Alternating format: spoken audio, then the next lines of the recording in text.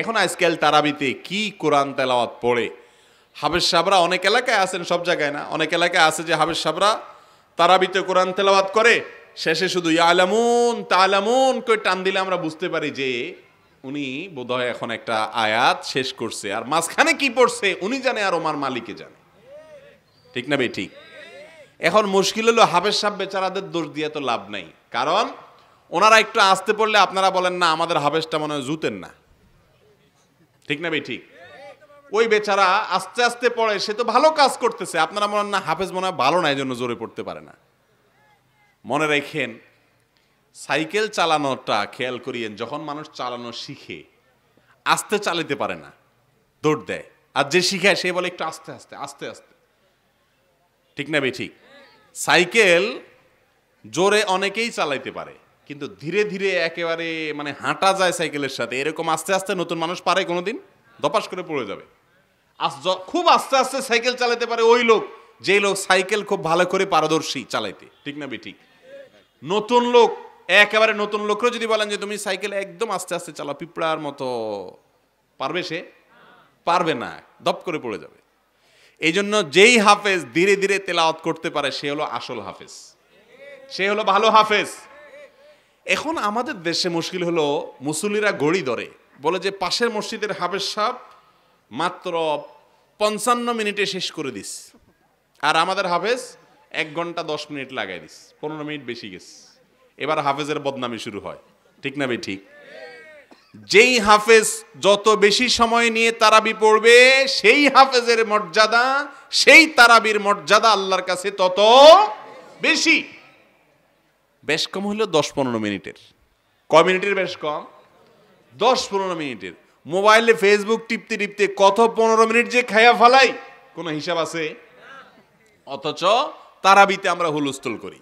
তো তারাবিতে হুলস্থুল করবো না তো ইনশাআল্লাহ? মনে থাকবে তো ইনশাআল্লাহ? মসজিদের হাফেজ সাহেবকে বলবেন হুজুর আস্তে আস্তে পড়বেন, যেন আমরা বুঝতে পারি আল্লাহর কোরআন, যেন আমাদের অন্তরে ঢুকে।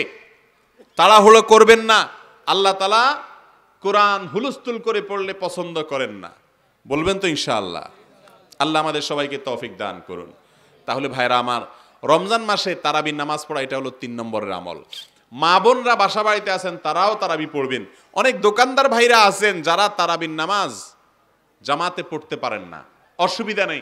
তারাবি যদি কেউ জামাতে পড়তে না পারে, বাসায় গিয়ে একা একাও পড়তে 2 রাকাত করে পড়বেন, তাড়াহুড়া করে পড়বেন না।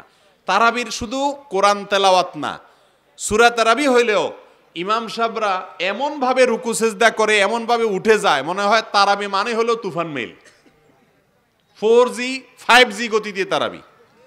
ঠিক না ভাই? ঠিক। 4G 5G গতিতে তারাবি পড়ে, এবং মানে শেষ হইতে দেরি নেই, আল্লাহু আকবার, সামি আল্লাহু লিমান হামিদা, সালামু আলাইকুম রাহমাতুল্লাহ, মানে এমন হুলস্থুল করে মনে হয় যে কেউ দৌড়াইতে আছে পিছন দিয়া। কেউ পিছন দিয়া দৌড়ায়? দৌড়ায় শয়তানে দৌড়ায়। কে দৌড়ায়? শয়তান বলে তাড়াতাড়ি শেষ কর, টিভি দেখতে হবে, খেলা দেখতে হবে, ফেসবুক টিপতে হবে। ভাইয়েরা আমার, জীবনে বহু রমজান আদায় করেছেন, এই রমাদানে প্রতিজ্ঞা করেন তারাবিতে তাড়াহুড়ো হুলস্থুল করবেন না। করবেন তো ইনশাআল্লাহ? সব মসজিদে হুলস্থুল করে করুক, আপনার মসজিদে হুলস্থুল হবে না।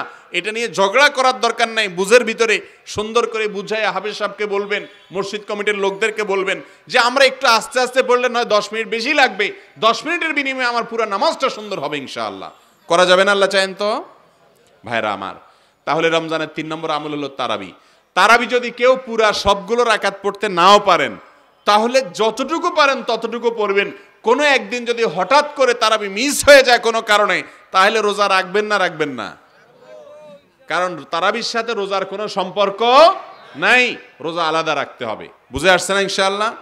তাহলে 3 নম্বর আমল হলো তারাবি নামাজ।